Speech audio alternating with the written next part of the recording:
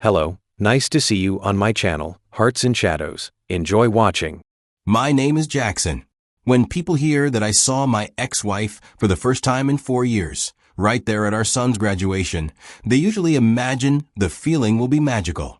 But there was no deep breath of victory, no wave of relief, or feeling of finally, she saw what she lost. It just reminded me of everything I had to survive. Everything I had to rebuild after she tried to leave me in pieces. But before I talk about that moment, I need to take you back to the very beginning. Because this story didn't start at that graduation. It started years before. It started in New Orleans. It started the night I met Layla. I had traveled to New Orleans to visit my best friend, Marcus. He'd just opened a small but promising bar right there in the French Quarter. If you know that part of New Orleans, you know it's got this energy. That night, we decided to check out a late-night jazz club not too far from his bar. Just a little downtime to unwind and catch up. We got a table near the stage, ordered some drinks, and just sat back, enjoying the music. Everything was chill until I noticed this beautiful lady. She was sitting alone at the bar. At first, I just watched quietly, thinking maybe she was waiting on someone. But after a few songs, Marcus leaned over and said, "Go on, man. Say something. You've been staring for 10 minutes. I figured, why not? Worst case, she brushes me off, and that's that. So, I walked up and said something simple. To my surprise, she turned, smiled, and responded like we'd already been talking. Her name was Layla. She told me she was in town from Dallas for a marketing conference that had just wrapped up. She wasn't much of a drinker, but the jazz club had caught her attention on her walk back to the hotel, and she figured one drink wouldn't hurt. We ended up talking for hours. I'm not exaggerating. It felt like we'd skipped all the awkward get-to-know-you stuff and gone straight into the part where people just click. We laughed, swapped stories, and talked about music, work, and random things. Before we knew it, the club was closing for the night. She looked at her phone and said she had to catch an early flight back to Dallas in the morning. Neither of us wanted to end the conversation, but we knew the night was winding down. So we exchanged numbers. I walked her out, we said our goodbyes, and she disappeared like someone you weren't sure you'd ever see again, but you hoped you would. At the time, I didn't think much of it. Just a good night with a good woman. But looking back now, that night at the jazz club was the beginning of something way deeper than I ever expected. After that night in New Orleans, things between Layla and me didn't just fizzle out like most chance encounters. We began texting daily, making late-night calls, and checking in on each other no matter how busy life got. It didn't take too long before we both admitted that we had feelings for each other. So we began a long-distance relationship. And it wasn't easy. I mean, being in love with someone miles away is tough, but somehow we made it work. After months of calls and weekend visits, I made a decision that would change the course of everything. I packed up and moved to Dallas. I wanted to be where she was. When I got to Dallas, life felt full of possibility. The early days were like a dream. We were in sync. Layla was driven like no one I'd met before. She'd stay up late working on presentations or taking business calls after hours. I admired that. Even if it meant late nights and occasional distance, I knew what her dreams meant to her. Meanwhile, I started taking on contracting jobs around the city. I wanted to create a space we could grow in. Our personalities were different. Sure, she was relentless, and I was steady, but those differences somehow made us stronger. Her ambition lit a fire in me. My patience brought her back to center when she felt overwhelmed. We didn't clash, we balanced. We didn't waste much time either. We made things official and tied the knot not long after I got settled. A year later, we welcomed our son into the world.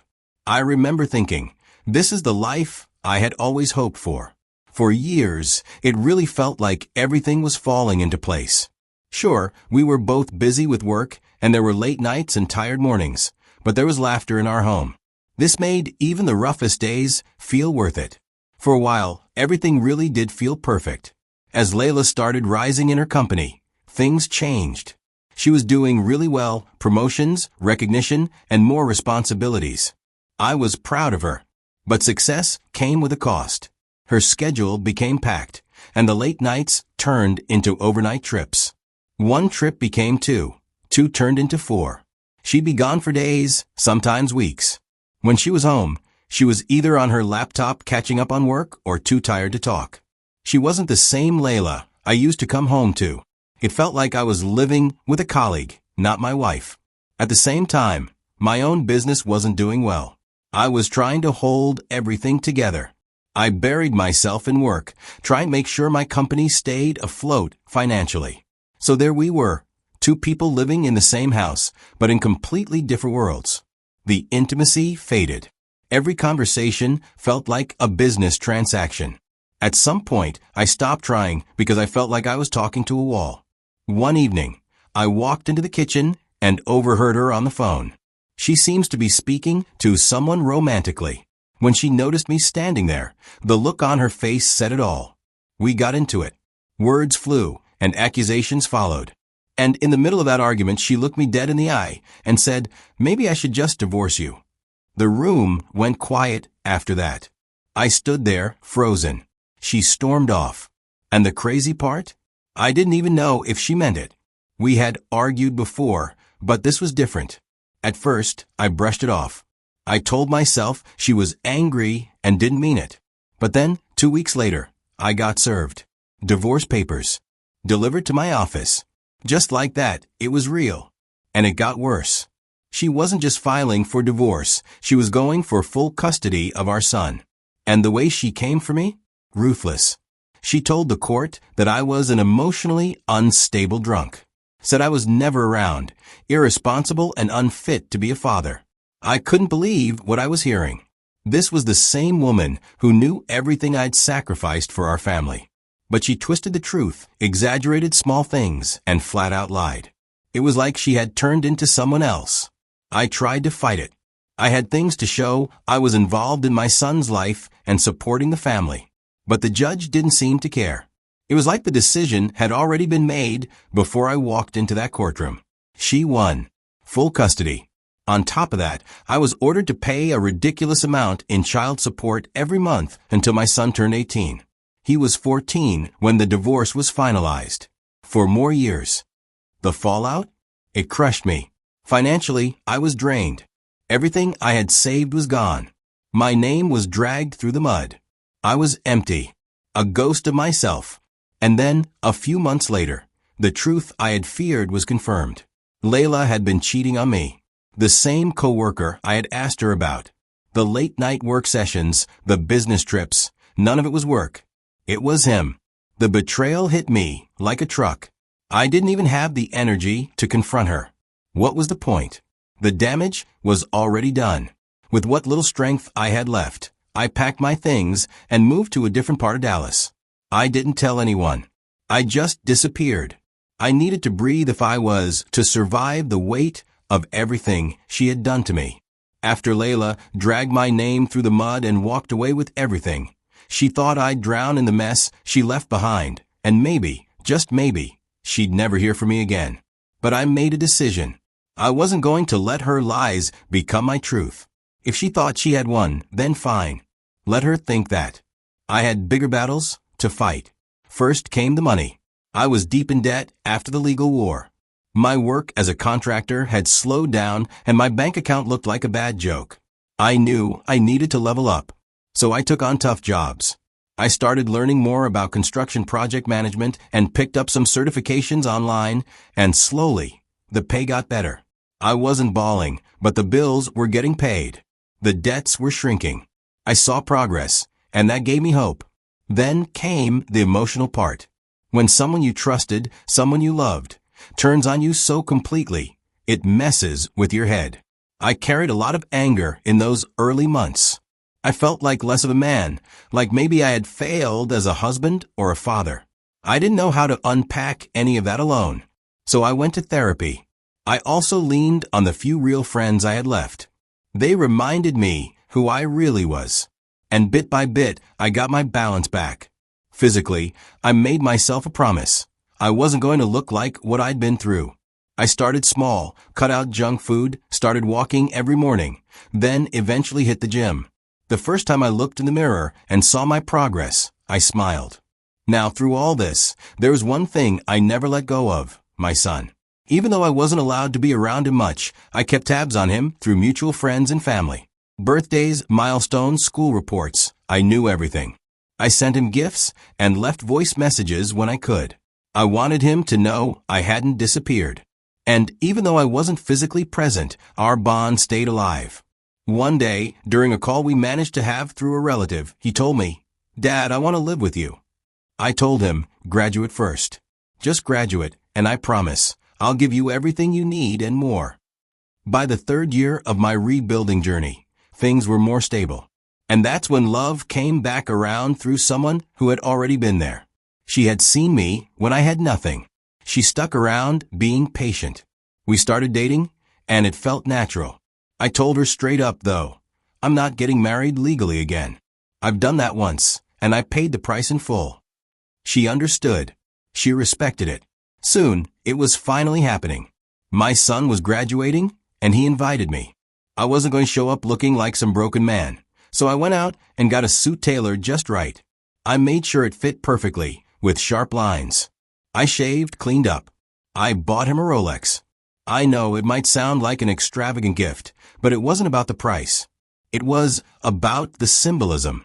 I wanted him to have something that showed this milestone in his life wasn't just a moment. It was a new chapter. The watch had his initials engraved on the back. I got there early, as I always did, preferring to sit quietly in the back where I could observe everything and everyone. My new partner was with me, sitting quietly beside me. She didn't say much, and that was fine. She understood the significance of this moment, and she respected the space I needed. This day was about my son. As I looked around, I saw that my ex-wife, Layla, was sitting right at the front. She was dressed to the nines, and of course, she was sitting next to her new man. The ceremony went on like any other graduation. The speeches, the applause, the cheers. I didn't care much about the program, or who was sitting where, or who was acknowledged. My focus was on my son. He had earned this moment. But as the ceremony came to a close, my son took the stage to give his short speech for the class. I was watching him closely, trying to catch every moment of it. He looked out over the crowd, scanning the room like everyone else, and then his eyes found me. For a second, everything stopped. I could see it in his face, the recognition, the pride, the connection. And then, in front of everyone, he said it. The words that made my eyes watery. I want to thank someone special. I can see him at the back. Dad, thank you for everything. I know now. I'm proud of you. I don't think I've ever been prouder in my life. I could feel every set of eyes in the room shift toward me. Heads turned and whispers started. When Layla turned to look at me, when her eyes finally locked with mine, it was like everything froze. I saw it in her eyes. It was clear. She didn't expect this. She thought I was gone, broken, a shadow of myself. But sitting there, in that quiet corner of the room, I was stronger than ever. I had rebuilt my life, piece by piece. After the graduation ceremony, my son, proud and confident in front of his peers, spotted me in the back row. His face lit up as he walked towards me, his gaze locked in mine. When he reached me, he didn't hesitate for a second. He hugged me tight, as if to say everything he wanted to in that one gesture. As he pulled back, a quick glance told me Layla was already approaching. My son dodged her attempts to talk to him, and she saw that, too. I knew she'd try something. Layla walked over, trying to act like we were old friends, eager to fill the silence with small talk.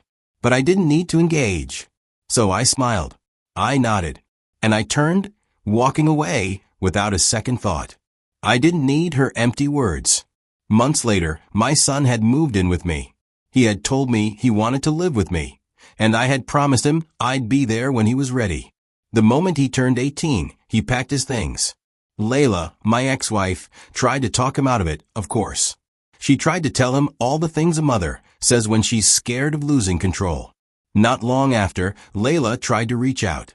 I got a casual message from her, as if we were old friends catching up. It was one of those, "Hey, how've you been?" messages that people send when they know they've burned bridges and want to test the waters. I read it, but I didn't respond. Not because I was mad, but because I wasn't interested in playing her games anymore. She thought this was a way back in, but I knew better. A couple of days later, she sent another message.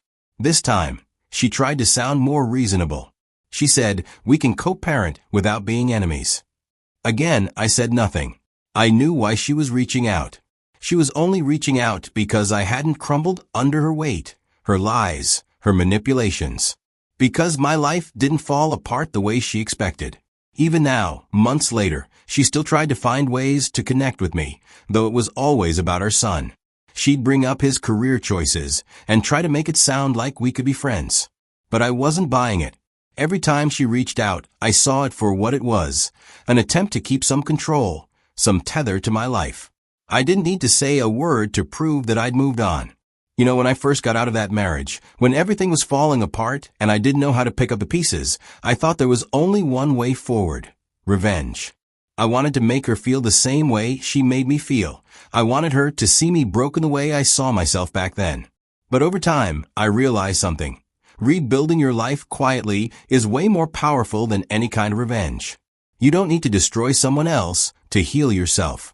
Looking back, I've learned a few things, and I think I've come to understand the most important lessons through this entire experience. 3 lessons in particular stand out to me, and maybe they'll help someone else going through their own struggle. First, pain is a tool. Yeah, it's not just something to get rid of. It's something that you can either let break you, or you can use it to build yourself up. When you go through a hard time, it feels impossible. It feels like the end of the road, like there's no way out. But if you choose to learn from that pain, if you allow it to shape you, it can make you stronger. That's what I did. I let that pain teach me. I used it as a foundation to rebuild everything. You can't erase the hurt, but you can choose to let it guide you to something better. Second, silence is strength. Trust me, there's no need to lash out, no need to get into petty arguments or revenge games when you've got a bigger goal in mind. For me, that goal was rebuilding myself. Silence isn't weakness, it's strength. It's about keeping your focus on what really matters. If you keep rising, if you keep doing the work, nothing else can touch you. And lastly, healing is quiet. You don't need to shout about it. You don't need to announce it to the world. Healing is a personal journey, and the best revenge is simply never needing revenge. The more I focused on myself, the more I realized I didn't need to prove anything to anyone. My healing came from within, and it came quietly. And when I stood at that graduation, looking at my son, I knew I didn't need to say a word. I didn't need to make anyone feel bad. Thanks so much for watching, guys. I really appreciate you taking the time to listen to my story. If you found something valuable here, something that spoke to you, don't forget to like, subscribe, and share this video with someone who might need to hear it. We all have our own battles, and sometimes a story like this is all it takes to help someone get through theirs.